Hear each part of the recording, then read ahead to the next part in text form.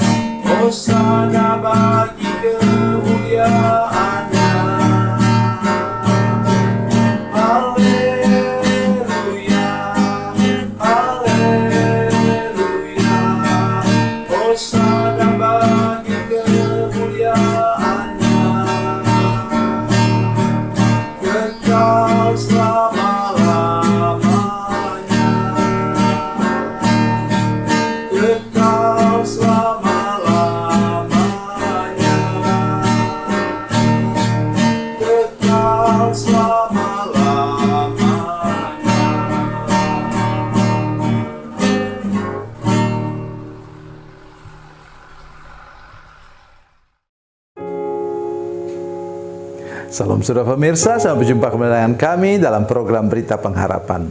Saudara pemirsa, saya mau sampaikan sebenarnya satu ayat yang amat sangat sulit. Bila saudara bergantung kepada kekuatan sendiri, kekuatan dagingmu, engkau tidak akan sanggup. Tetapi bersama dengan Yesus, bila hatimu sudah disalut oleh hati Yesus, maka engkau pasti sanggup melakukannya. Dengarkan firman Tuhan dengan baik. Mari kita berdoa sebelumnya.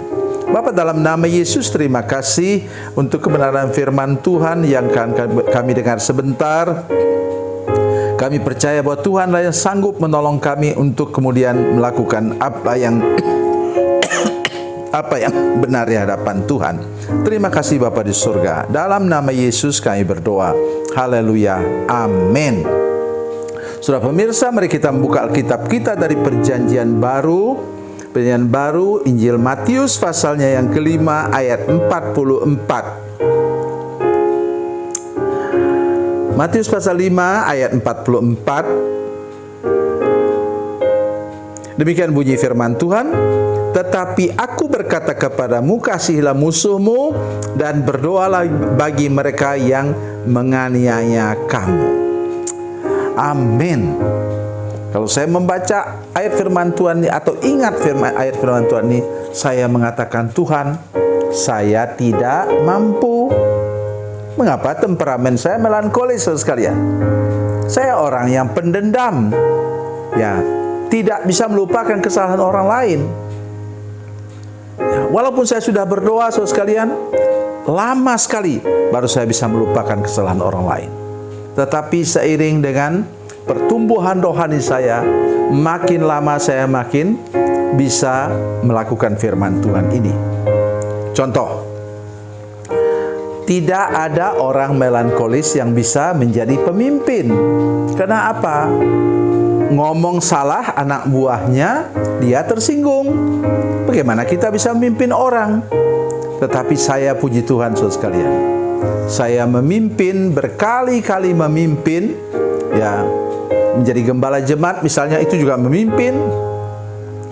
selama 10 tahun menggembalakan jemaat, ya, dan aman-aman saja.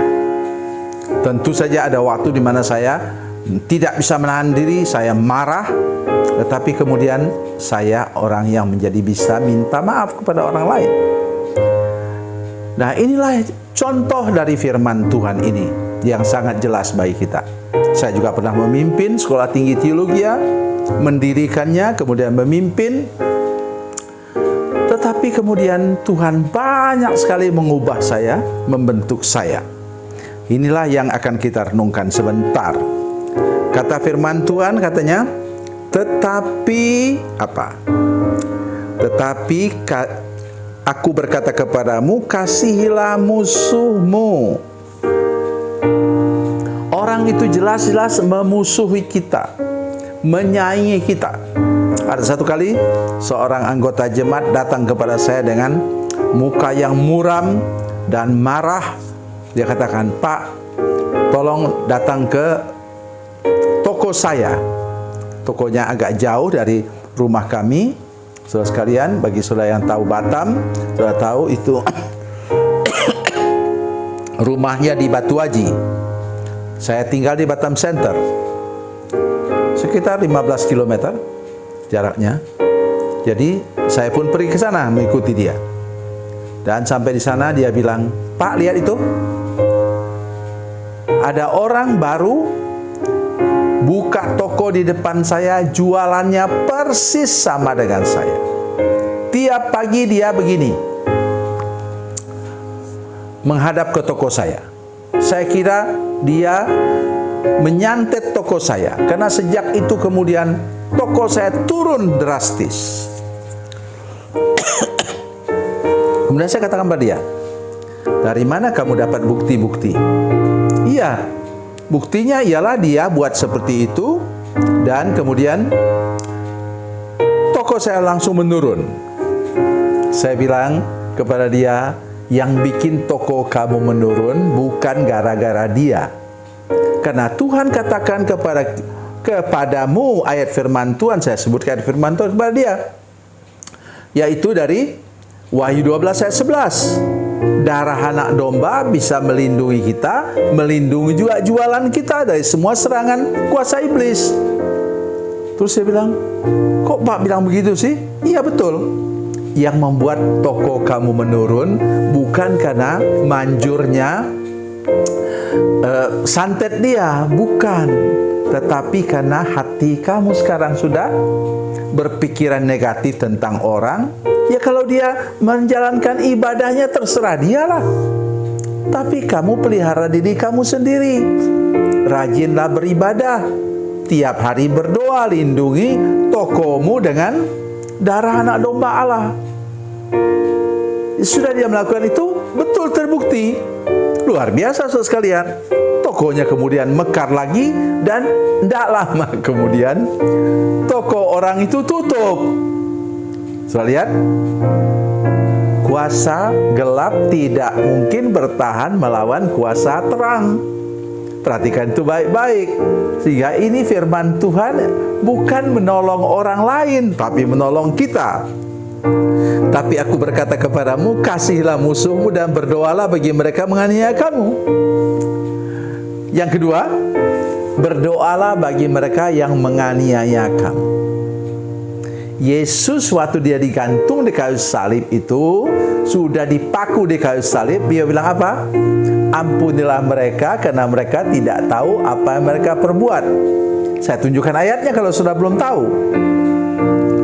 Dari Lukas pasal 23.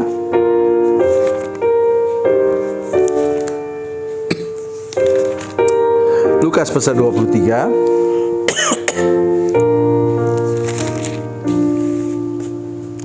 Lukas pasal 23 ayatnya, perhatikan.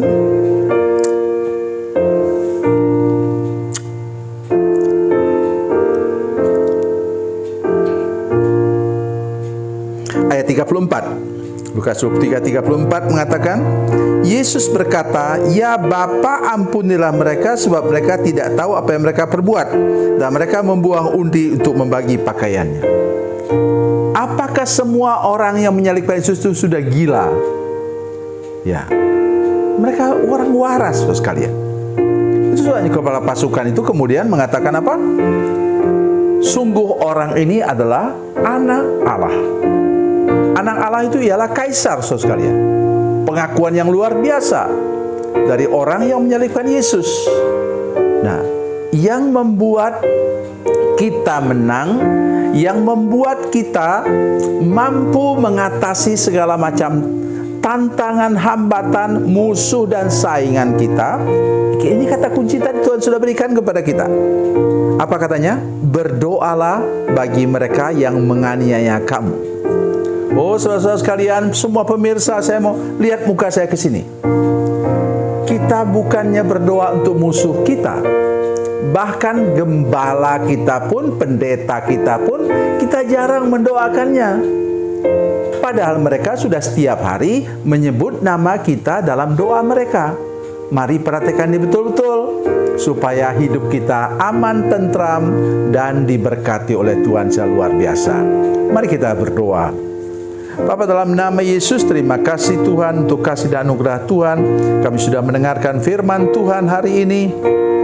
Tolong kami memiliki hati-Mu Tuhan, hati-Mu yang sudah mengatakan bahwa ampunlah mereka karena mereka tidak tahu apa yang mereka perbuat. Kami percaya bahwa ada banyak kemenangan yang Tuhan siapkan. Dia kami mampu mengampuni orang yang bersalah kepada kami, mendoakan mereka dan mengampuni mereka dan melupakan kesalahan mereka. Terima kasih Tuhan. Dalam nama Yesus. Haleluya. Amin.